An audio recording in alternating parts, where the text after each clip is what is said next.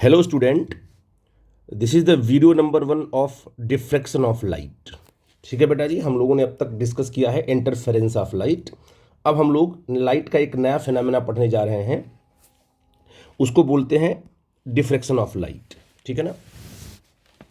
अब आप इस बात को समझना कि डिफ्रैक्शन ऑफ लाइट क्या है, उसको वन बाय वन हम डिस्कस करते हैं। अच्छा, डिफ्रैक्शन ऑफ लाइट फिनोमेना देखा गया किस तरीके से। जैसे मान लो आपके पास एक कार्डबोर्ड यहाँ दिख रहा है आपको, ये कार्डबोर्ड आपका ये, ठीक है ना। यहाँ पर एक बल्ब लगा हुआ है और यहाँ पर स्क्रीन प्लेस की गई है ना। इस प्लेस पर कोई दिक्कत की बात तो नहीं है। अब आपको पता है कि इस कार्डबोर्ड में जो ये आपका होल किया गया है, सर्कुलर होल आपको दिख रहा है, इससे लाइट पास होगी, ठीक है ना। और जिस साइज का सर्कुलर होल होगा उसी साइज का यहाँ पर एक ब्राइट पैच बनेगा, है ना।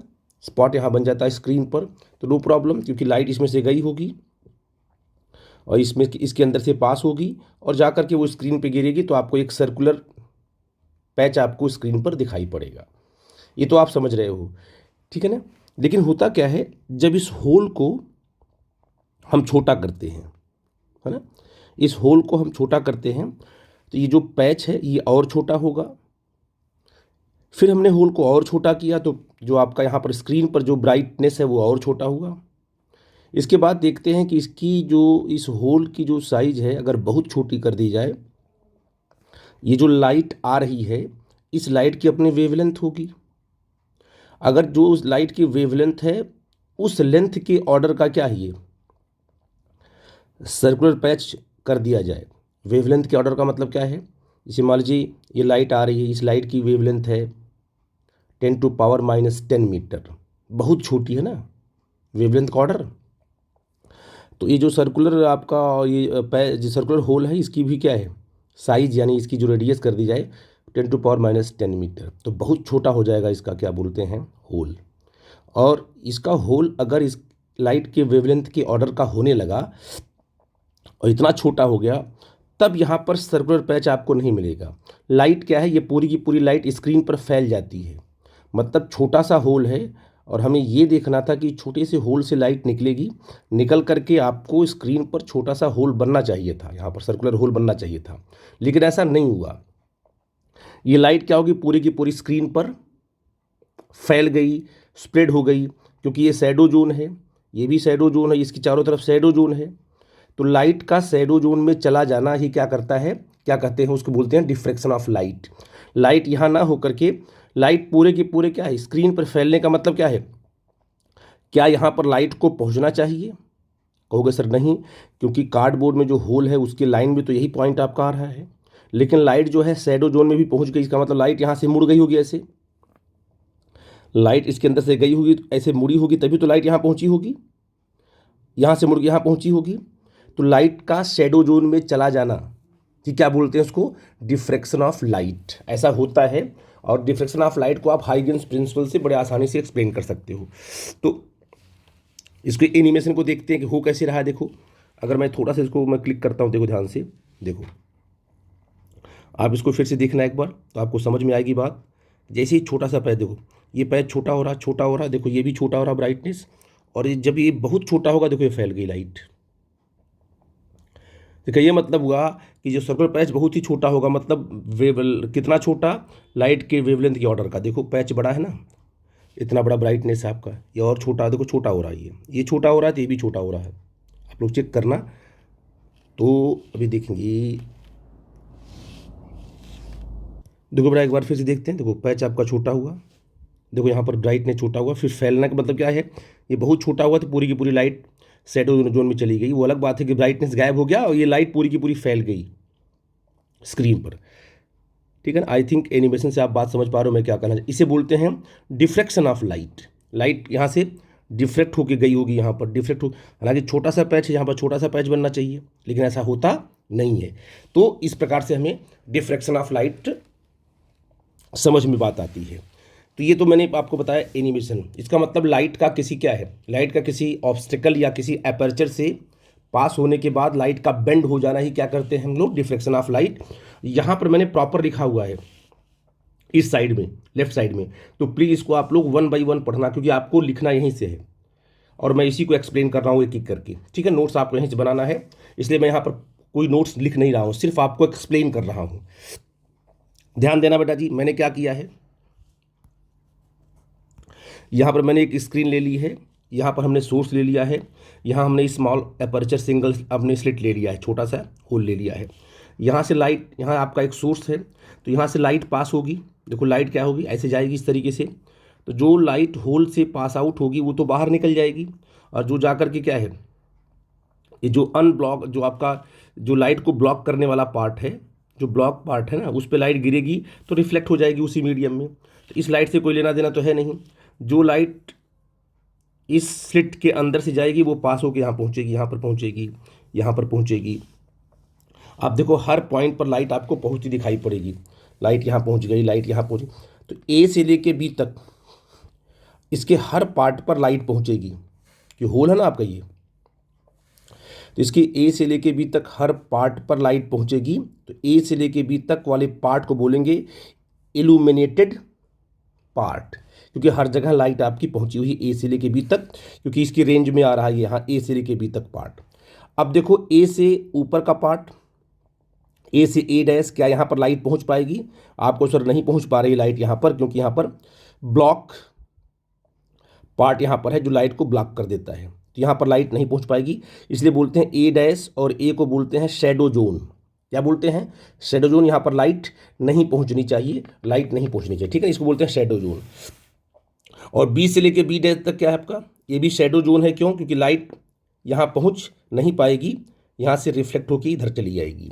मतलब ए डैश और बी, ए और बी, यही इसी पार्ट में लाइट आपको हर पॉइंट पे मिलेगी, और that part is known as illuminated part. क्या बोलते हैं? इल्यूमिनेटेड पार्ट, ठीक है ना। ये तो आपका एपर्चर हो गया। मैं भी समझा रहा हूँ आपको कि ऐसा होना चाहिए, होता नहीं ऐसा है, लेकिन ऐसा ही होना चाहिए जिसे हमने डायग्राम बनाया हुआ है। यहां पर एक आपके पास ऑब्स्टेकल है ना, ये कोई ऑब्स्टेकल मतलब कोई आपने क्या है, पेन रख दिया या कुछ आपने ऐसे ऑब्स्टेकल यहां पर रख दिया।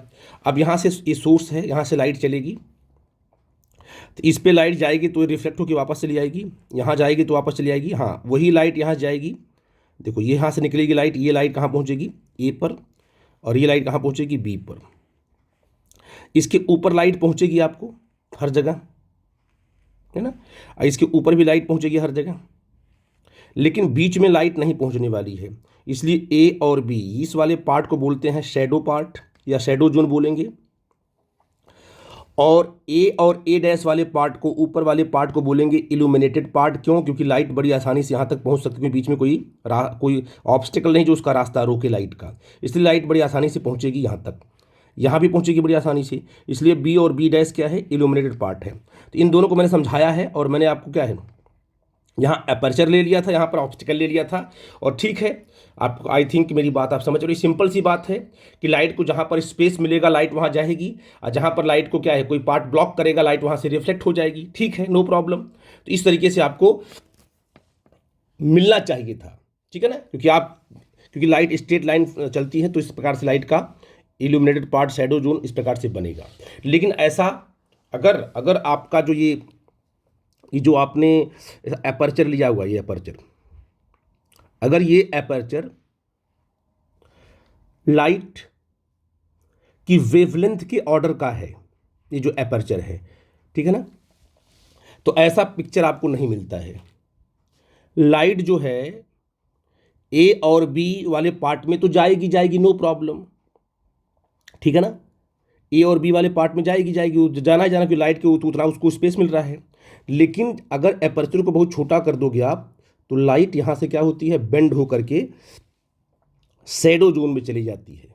ऐसे यहाँ से लाइट क्या होगी, बेंड होकर क्या है, जाएगी शैडो जोन में, ऐसे।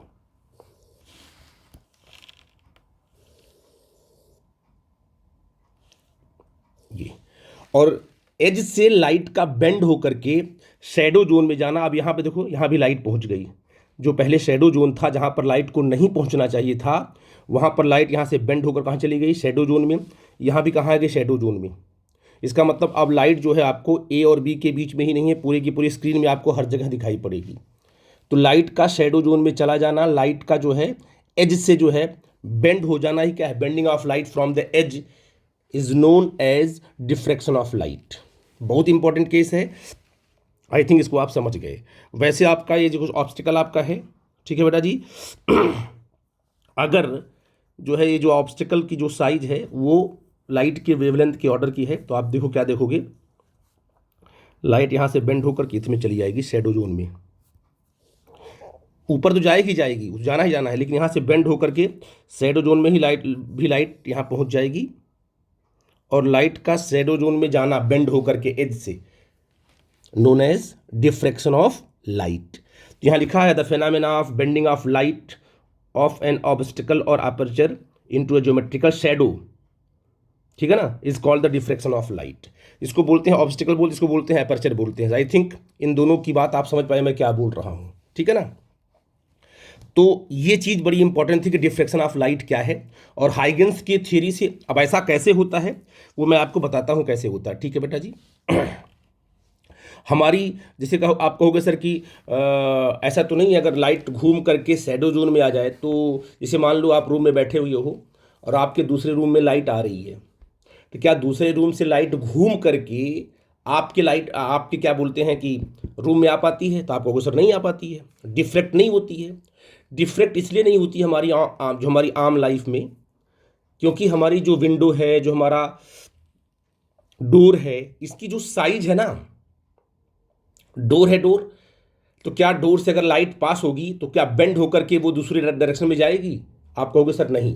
हाँ, आम लाइफ में, ऑर्डिनरी लाइफ में ये चीज़ आपको डिफ्रैक्शन ऑफ लाइट आपको नहीं दिखता है। क्यों डिफ्रैक्शन ऑफ लाइट इसलिए नहीं दिखता है? क्योंकि जो लाइट की वेवलेंथ है ना, हमें लिखा हुआ है, जो पहली बार डिफ्रैक्शन ऑफ लाइट दिखने के लिए आपका जो साइज ऑफ एपर्चर या ऑब्स्टिकल जो है comparable to the wavelength of the light, जो लाइट है उसकी वेवलेंथ के कंपेरेबल होना चाहिए। Wavelength range of white light, जो सन से लाइट आती है ना वाइट लाइट, उसकी जो रेंज होती है वो 4000 एंगस्ट्रॉम में है। एंगस्ट्रॉम माइनस में आता है, ये बहुत ही कम है, -10 मीटर। 400 एंगस्ट्रॉम से लेकर के 7000 एंगस्ट्रॉम के बीच में होती है, ठीक है ना। लेकिन जो वाइट लाइट की जो वेवलेंथ है, क्या डोर का जो साइज है, जो डोर का जो होल है, जो ओपन स्पेस है, क्या वो लाइट के वेवलेंथ के ऑर्डर का है? नहीं, डोर तो बहुत बड़ा है, डोर की जो ओपनिंग है वो बहुत बड़ी है, इसलिए उसमें से लाइट डिफ्रेक्ट होकर आपको नहीं दिखाई, डिफ्रेक्शन वहाँ पर दिखाई नहीं पड़ता है, ठीक है बेटा जी। आम लाइफ में ऐसा नहीं होता है कि लाइट का डिफ्रेक्शन आपको दिखाई पड़े। हाँ, लैब में एक्सपेरिमेंट करेंगे और वो जो होल है उस होल को लाइट के वेवलेंथ के ऑर्डर का रखेंगे तो हमको पैटर्न दिखाई पड़ेगा, अच्छा पैटर्न दिखाई पड़ता है, और हम देखते हैं कि वहाँ पर लाइट डिफ्रेक्ट होकर के शैडो जोन में भी चली जाती है। मैं आपको एक चीज़ बताऊं, साउंड जो है ना, साउंड आप कहोगे दूसरे रूम से अगर आप बोल रहे हो तो किसी और रूम में कोई बंदा बैठा है तो उस बात को सुन लेगा। वो इसलिए सुन पाता है क्योंकि जो साउंड की वेवलेंथ होती है वो मीटर में होती है। वो किस में होती है? सिंपल मीटर में होती है। और विंडो है या आपका डोर है, इसकी जो ओपनिंग है ये भी तो मीटर में है। तो साउंड बड़ी आसानी से विंडो से, डोर से डिफ्रेक्ट होकर के वो किसी और एंगल पे साउंड आराम से चला जाएगा। जैसे आप एक रूम में बैठ करके बोल रहे हो, दूसरे रूम में मैं आपकी बात सुन लूँगा। क्यों? क्योंकि साउंड आएगी, डोर से डिफ्रेक्ट होगी और डिफ्रेक्ट होकर के हमारे कानों में पड़ेगी, हम आपको सुन लेंगे। तो साउंड में जो डिफ्रेक्शन होता है वो हमारी आम लाइफ पे हमको दिखाई पड़ता है, सुनाई पड़ता है, हम उसको समझ पाते हैं। बट लाइट वाले केस में डिफ्रेक्शन हमको नहीं दिखाई पड़ा, इसलिए इसको बहुत टाइम लगा समझने में। फिर जाकर समझ में बात आई कि नहीं यार, लाइट में भी तो डिफ्रेक्शन होता है, बट वो डिफ्रेक्शन हमें तभी दिखाई पड़ेगा जब साइज ऑफ द एपर्चर या obstacle comparable to the wavelength of light के हो। ठीक है बेटा जी, तो ये चीज़ बड़ी इंपॉर्टेंट है। यहाँ पर सब मैंने पॉइंट आउट किया है, प्लीज़ इसको आप लोग देखना, और इसमें कोई डाउट होगा तो हमसे डिस्कस करना। ठीक है बेटा जी, यहाँ मैंने आपको एग्जाम्पल दे दिया, डेफिनेशन यहाँ पर है, और मैं आपको कंसेप्ट और डिस्कस करता हूँ।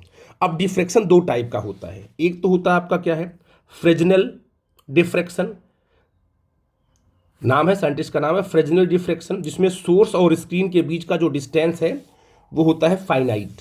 जैसे मान लो ये सोर्स है और ये स्क्रीन है, तो सोर्स और स्क्रीन के बीच का डिस्टेंस क्या होगा बेटा जी, फाइनाइट होगा। तो कहेंगे वहां पर जो डिफ्रैक्शन फेनोमेना होगा उसको बोलेंगे फ्रेजनल, क्या बोलेंगे उसको बोलेंगे फ्रेजनल डिफ्रैक्शन बोलेंगे, ठीक है ना। और दूसरा आपका है फ्रॉनहोफर। तो फ्रॉनहोफर डिफ्रैक्शन में क्या होता है, सोर्स और स्क्रीन के बीच का डिस्टेंस बहुत ज़्यादा होता है, उसको बोलेंगे सोर्स जहां रखा हुआ है और स्क्रीन जहां रखी हुई है उनके बीच का डिस्टेंस होना चाहिए इनफाइनाइट, बहुत ज़्यादा। अब वो आएगा किस कैटेगरी में आएगा, सिंगल स्लिट। किस में आएगा, सिंगल स्लिट, उसको बोलते हैं सिंगल स्लिट जब ऐसी बात हो तो फ्रॉनहोफर में क्या होगा, बस दोनों को कैटेगराइज इसलिए किया गया कि फ्रॉनहोफर में सोर्स और स्क्रीन के बीच का डिस्टेंस इनफाइनाइट होना चाहिए, और फ्रेजनल में सोर्स और स्क्रीन के बीच का डिस्टेंस फाइनाइट होना चाहिए, ठीक है ना। हमको मेन किसको डिस्कस करना है, फ्रॉनहोफर को, और फ्रॉनहोफर डिफ्रैक्शन को बोलते हैं सिंगल स्लिट। याद रखिएगा, जब भी आपको बोर्ड में क्वेश्चन आता है तो सिंगल स्लिट के नाम से आता है, या तो कभी कभी फ्रॉनहोफर भी पूछेगा, तो फ्रॉनहोफर का मतलब ही होता है सिंगल स्लिट की बात कर रहा हूं मैं, और आपको यहां पर सिंगल स्लिट ही पढ़ना है, ठीक है बेटा जी। तो हम लोग सिंगल स्लिट की बारे में डिस्कस करेंगे। थोड़ा सा मैं आपको बता दूं कि हाइगेन्स वेव थियरी से कैसे आप जो है डिफ्रैक्शन ऑफ लाइट को समझोगे, ठीक है। देखो ध्यान से, जैसे आपने कहा, देखो बेटा ये आपका स्क्रीन है। अब हाइगेन्स की वेव थियरी से हम लोग डिफ्रैक्शन को समझते हैं कि हाइगेन्स की वेव थियरी से डिफ्रैक्शन को हम कैसे एक्सप्लेन कर पाएंगे, वो बताता हूं मैं आपको। देखो ध्यान से, आपने कहा हमारे पास एक प्लेन वेव फ्रंट है, क्योंकि प्लेन वेव फ्रंट से चीज़ें थोड़ा आसान हो जाती हैं, इसलिए हम लोग प्लेन वेव फ्रंट की बात करते हैं, ठीक है ना। तो मान लो प्लेन वेव फ्रंट इधर से कहीं से आ रहा है, बिल्कुल प्लेन, ये आपका प्लेन वेव फ्रंट पूरी की पूरी प्लेन वेव फ्रंट आपकी आ रही है, और आकर ये स्लिट पे गिरा, ठीक है ना, ये स्लिट आपका इस पे गिरा। तो आपको पता है कि ये वाला पोर्शन तो ब्लॉक हो जाएगा लाइट का, जो यहाँ से पास होगा, जो ब्लॉक्ड पोर्शन है वहाँ से लाइट अगर क्या उस पर लाइट गिरेगी तो वो रिफ्लेक्ट हो जाएगी। लाइट जो आपका प्लेन वेव फ्रंट है, वो जो आपका ये स्लिट है, यहीं से प्लेन वेव फ्रंट आगे बढ़ेगा, ठीक है ना। आपको पता है कि जो प्लेन वेव फ्रंट यही जो बाहर निकलेगा जाकर स्क्रीन पे यहाँ दिखाई पड़ेगा आपको ऐसे। अगर आप समझ पा रहे हो तो कहोगे सर प्लेन वेव फ्रंट हमारा ऐसे यहाँ दिखाई पड़ेगा ऐसे, ये जाके बिल्कुल स्क्रीन पे ऐसे गिरेगा, इसमें कोई दिक्कत की बात तो है नहीं, ठीक है ना।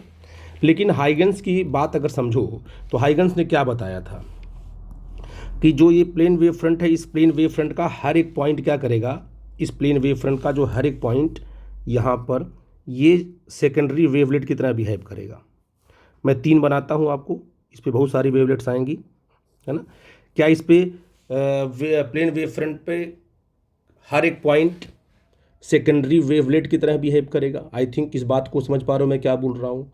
और सब का सब पॉइंट सोर्स की तरह बिहेव करेंगे, सब के सब अपने वेव फ्रंट बनाएंगे, ठीक है बेटा जी। तो मैं अगर बोलूँ आपसे कि अगर इस वाले ने जो वेव फ्रंट बनाया है तो आप कहोगे सर ये ऐसे बनेगा, इसका वेव फ्रंट ऐसे बनेगा, ये लाइट आगे बढ़ेगी ऐसे, है ना, ये बढ़ती जाएगी लाइट, यहाँ पहुँची लाइट, कोई दिक्कत तो नहीं है। और जो आपका ये वाला वेव फ्रंट है वो ऐसे बनाएगा, अपना वेव फ्रंट ऐसे बनाएगा,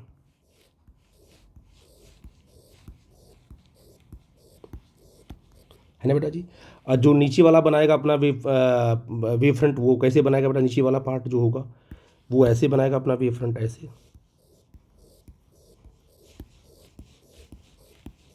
अब देखो स्क्रीन पर क्या सिर्फ बीच वाला पार्ट, आप कहोगे सर लाइट तो देखो, अगर आप लाइट की बात करो तो आप कहोगे सर देखो इस तरीके से यहाँ से क्योंकि ये लाइट तो ऐसे जाएगी, यहाँ पर पहुँच गई, तो यहाँ से भी लाइट जाएगी, नो प्रॉब्लम,